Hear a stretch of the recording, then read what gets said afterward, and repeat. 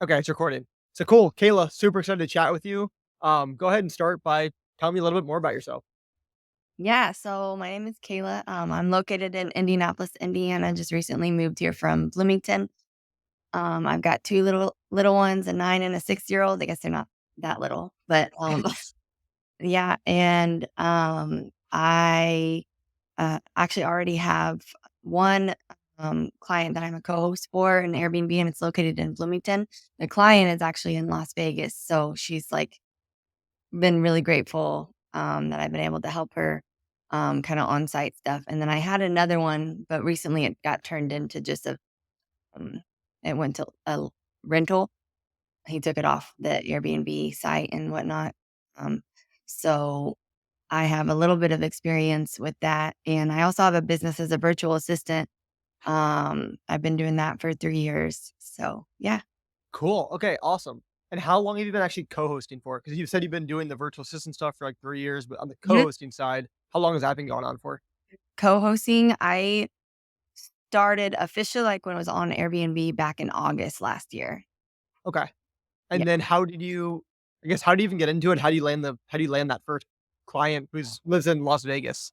Yeah, so the client that lives in Las Vegas, it was crazy, she actually hired my boyfriend to do some of the furniture work, like, putting the furniture in there and getting it, like, prepped and ready to go.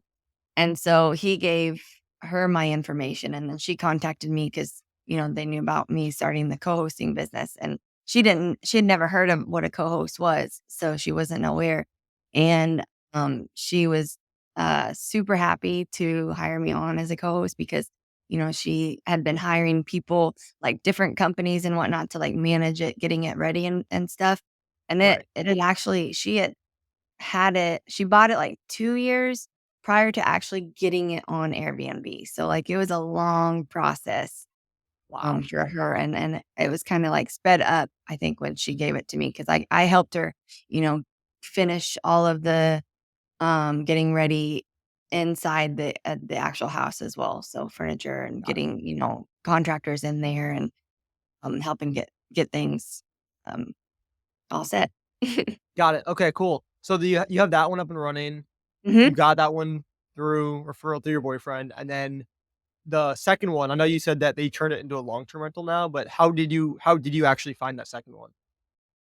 The second one, so that was also kind of a referral type thing situation. I also am a property manager for one of my clients as a in the virtual assistant business side, and one of our tenants moved over to one of his house. So he called me asking about, background for her and whatnot, how things were going, and just the typical check-in call. And then I brought up the Airbnb side of things because he said that he had, like, a bunch of properties in Bloomington and Indiana or Indianapolis, and we kinda just started talking about that, and then he had just recently bought a house and was flipping it, so it was, like, about 6 months, flip process, Okay, and he took care of all of that, ahead of time, but I was kind of, like, in the know, between that scenario. And then we set up the actual Airbnb in August, and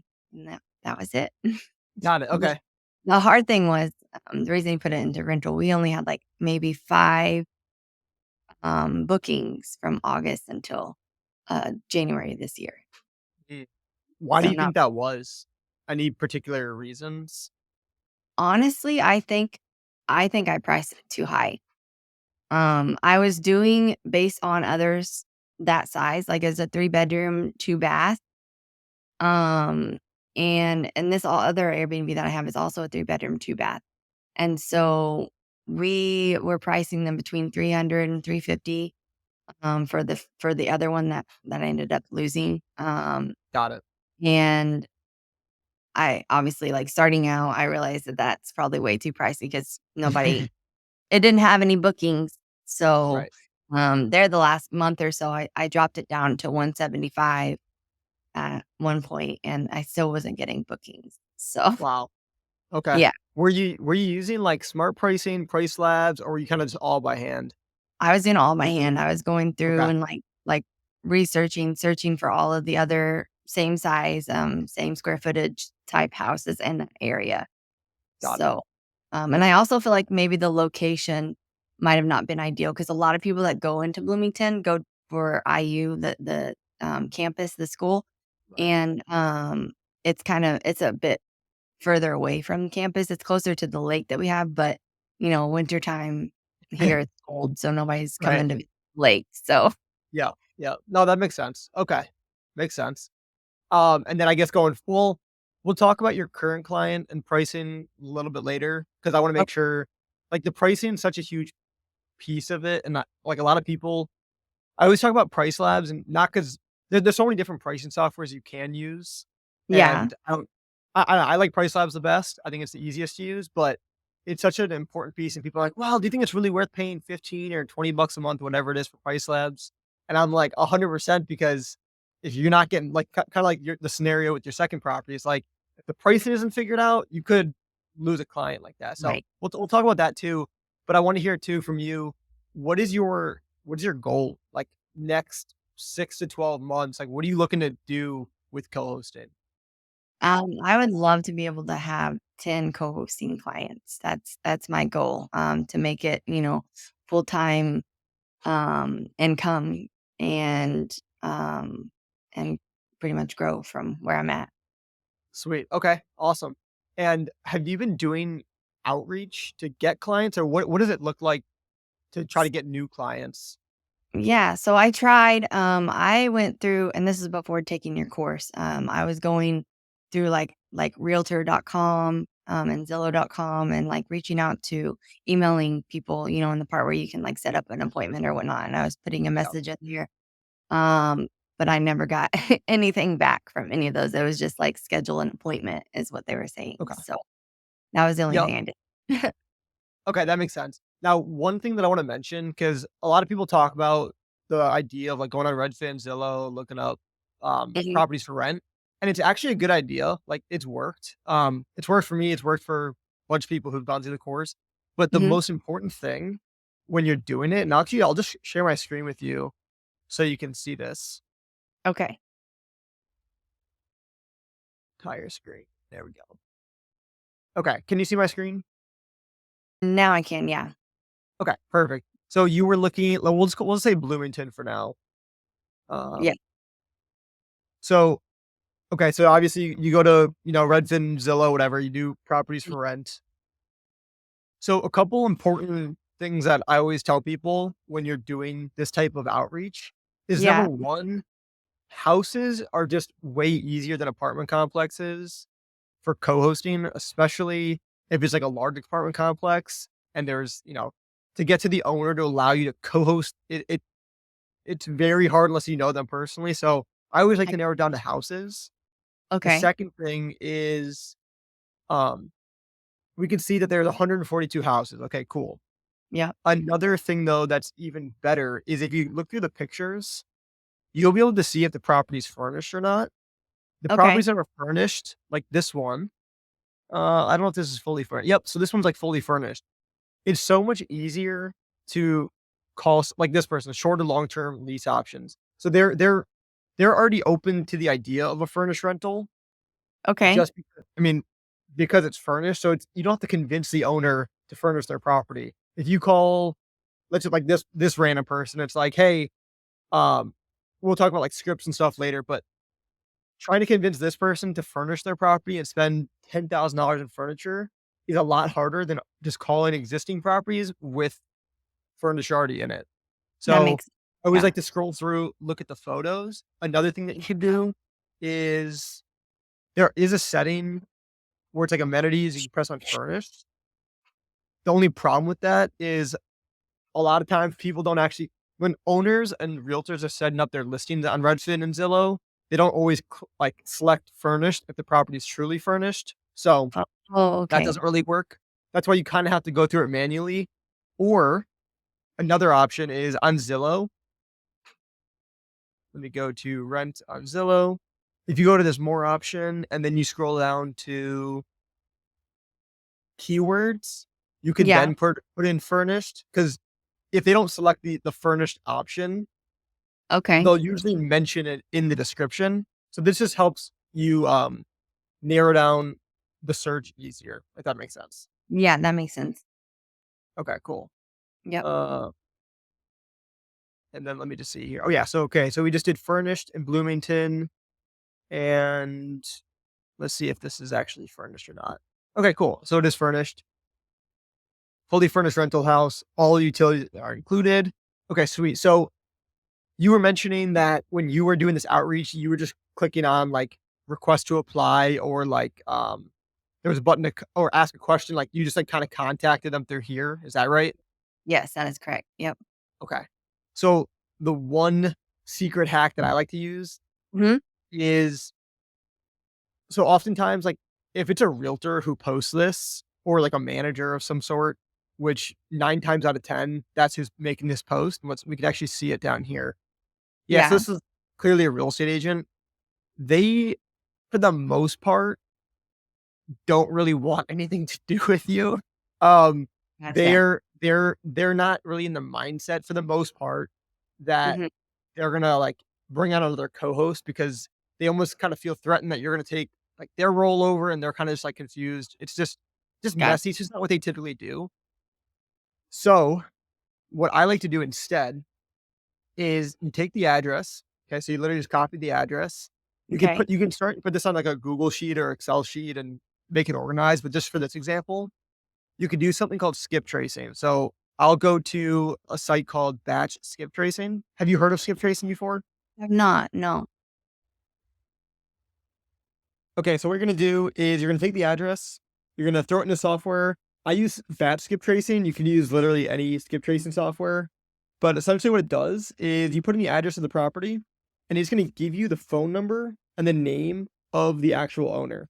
So I'm gonna put in Bloomington right here. Okay. So it's gonna give us the contact information of the owner of the property because on here, all you have is the realtor's information, which we don't really want to talk to. We want to talk to the owner directly. So if I press on download and I go over here, you're going to see that I have now the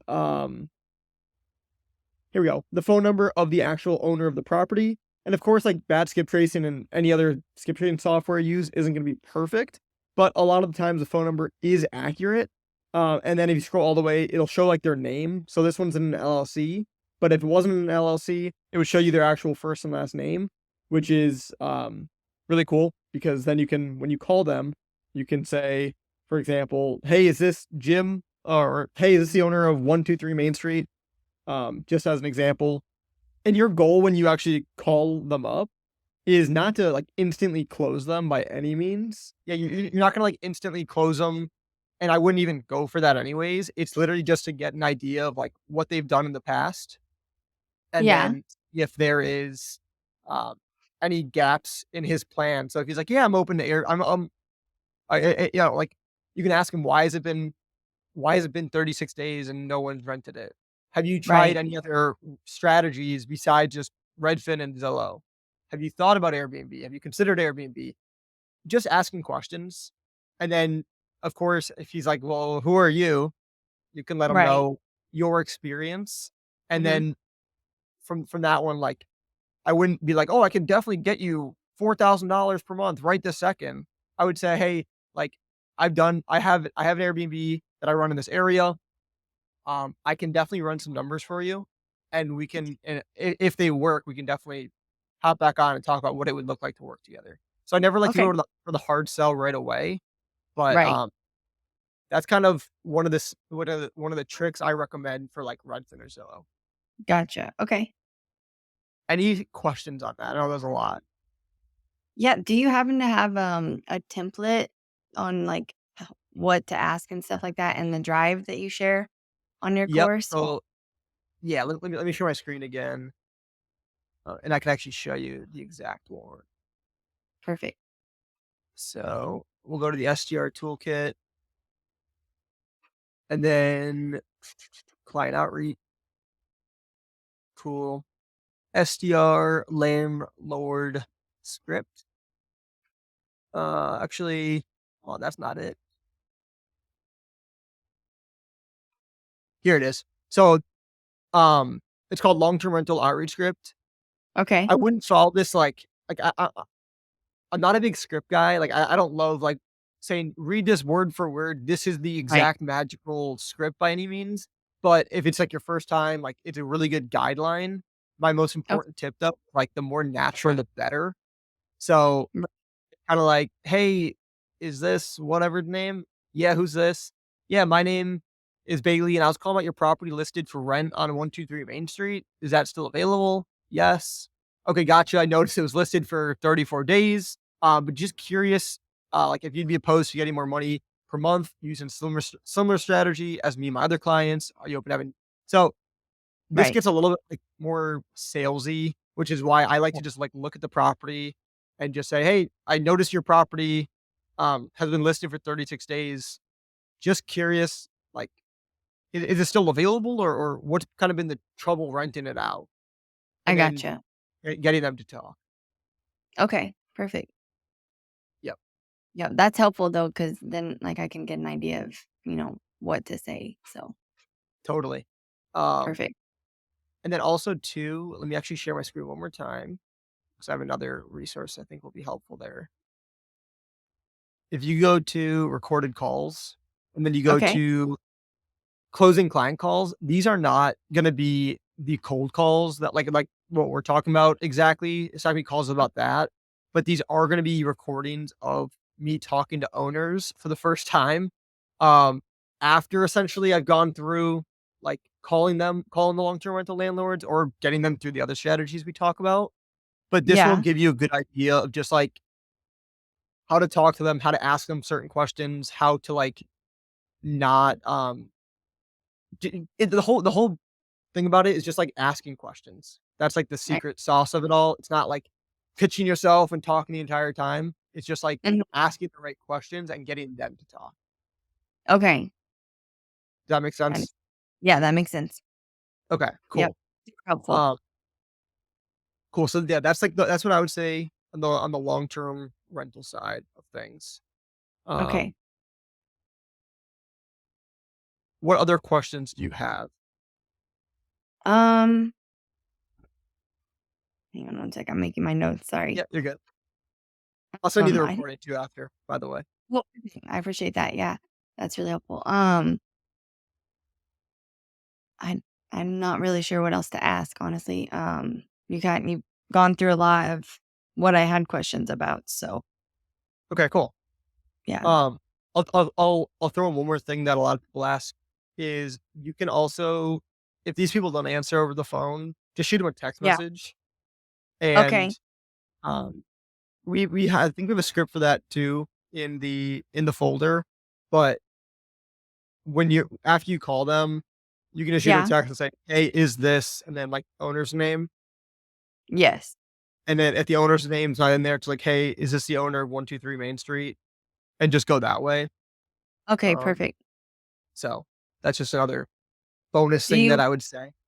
so then do you leave voicemails or no? If they I'm like 50-50 about it. Um, there's pros and cons to them both. right, So kind of it's up to you. It's like part of me doesn't really want to because if they see that I'm calling about it, they'll probably just send me their realtor or ignore me. So right, that's yeah, I'm not a big. I don't like leaving the voicemails, but okay, yeah, gotcha. yeah. Perfect. Just shoot them a text and they can answer that way. Okay, I can do that. Okay. And then, okay, the other thing I wanted to go over with you, because I know we are talking about this before, is the pricing side of things for your property. So you're not Okay. using Price Labs for your current property. No, Is there a no. particular reason Even why? I actually didn't know about it. I never heard of Didn't know Priceline. about it. Okay, No. cool. Yeah. So I'll Is this definitely be looking at that. okay? With Price Labs, let me just try to think about the best way I could help you with this too. All right, well, let me ask you this first. Are you on Airbnb and VRBO or just Airbnb? Just Airbnb. Okay. Is there a reason why you're not on Verbo either? This client just didn't wanna be on there. She was Okay. just always used the Airbnb. So she's got, like, a lot of properties, so I'm trying to, like, kind of ease my way into getting more properties because she's got a ton of Airbnbs. Sweet. Okay. Because what I was gonna say is, I mean, I would definitely be on Verbo too. It doesn't hurt. It's free to go on there. It's just Right. another chance to get more bookings. But the second thing I was gonna say is, I'm assuming you're not using a channel manager either, or maybe No, not familiar with what that means. Okay. I don't know what that means. Okay. So let me share my screen again because this is super important. Okay. And all this information is also in the course, but I'll just show you live here. So essentially, the channel manager, what it Okay. will do is like let me go to s- okay. So like this is one of my properties, for example. So it's on Airbnb and it's on Verbo. And we have direct booking, but that doesn't matter too much right now. But essentially, what it will do is it'll sync the calendar between Airbnb and VRBO. So that's awesome.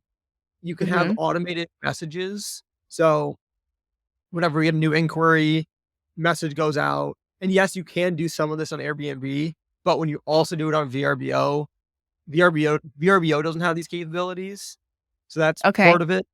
And then another big part of it is let me open up my price labs. Price Labs essentially integrates with Hospitable, which is a Okay. chip I use, and um, where am I going with this? So what you can do here is so like a lot of different things, but just to give you kind of a quick rundown, is you can see Yeah. where your property is ranking against the other properties. So it gives you kind of a color coded thing over here. You can still you can see my Price Lab screen, right? Yeah, I can see it. Yep. Cool. So you can see here, like over the next 7 days, my property is outperforming the market. But in the next 30 days, I'm a little bit behind. But in the next 90 days, I'm basically right in there with the market. So it lets me know how to adjust my prices. Okay. It also, like another example here is I can set a base price. So you were saying like for your second property that they turned to a long term rental, you kind of had that 350 and then you eventually dropped down to 175. What this Yes. does is, well, first of all, it'll help you choose a base price. So you can Okay. say how base price, and it will show you based on how many bedrooms you have and in the market, if it's upscale, economy, or just an average property, what your base price should be. And then Okay. it'll also let you pick a minimum price and a maximum price. And again, all like the details are in the course. I'll let you watch those for like the exacts, but Perfect. the pricing will fluctuate based Okay. on the supply and the demand in the market as well as other factors. So you can see like on the 22nd here, the pricing is higher than the day before, probably Mhm. because it's a Friday. The demand's higher, the supply is lower for this date, um, and some Gotcha. other factors that are kind of automatically calculated. So that just ensures that we're getting top dollar for Okay. our property. And again, it's like 15, $20 a month per Okay. property, but I promise you it is well worth it. And you Yeah. there's like a 30-day trial, and I can get you something, I think it's like $10 off or something. So Okay. I'll send that over to you and then the video to get it set up, but to me, it's like a no-brainer to get that stuff set up. Okay. Does it keep track of like events that happen in the town and whatnot? Is that Yep. okay? Yep. Good. So all like the events, all the, um, like think about also so yeah, to answer your question, yes, it does that. You think about like Yeah. um hotels or flights, Yeah. airlines, like They they're fluctuate. masters at pricing, right? It's like the Right. exact same type of software that they're using to jack up the Oh, prices for Christmas and New Year's and all the all the holidays and stuff. But this is just gotcha. for Airbnbs. Okay. Does it like automatically change it in Airbnb or do I have to go into Airbnb manually type it in? No, so it not only does it change it automatically for you, but Yeah. it'll automate the pricing for as far out as your Airbnb is open for. So if your Airbnb is Okay. open for the next 9 months, your Yeah. price will be updated every single day, like in the 9 month span. So Oh, it's super nice. I still recommend checking it on a weekly basis. And oh, let me- Let me do a share screen again. Okay. Inside of the toolkit, you'll also see underneath recorded calls, and then you'll see underneath pricing calls. These are calls of Okay. me essentially going through on a weekly basis and adjusting my prices on here. So you can kind of see this Okay. isn't like a set it and forget it and never look at it ever again. It's like a set it up once and then take a look at it every week for a couple minutes per week per property you have, and you'll be good to go. Perfect. Yeah. Okay. That's really helpful. Thank Yeah.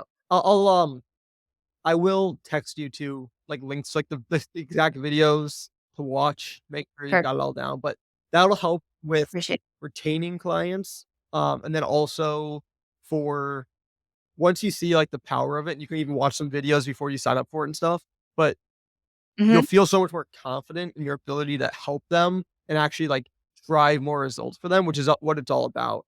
A lot of people talk about how Okay. like I can answer guest messages and I can like coordinate vendors. It's like, yeah, it's like kind of everyone can do that. But if you can say to somebody like, I can get you top dollar for your property because I know Mhm. how to like work the different softwares, whatever, that will Yeah. like give you a way bigger edge.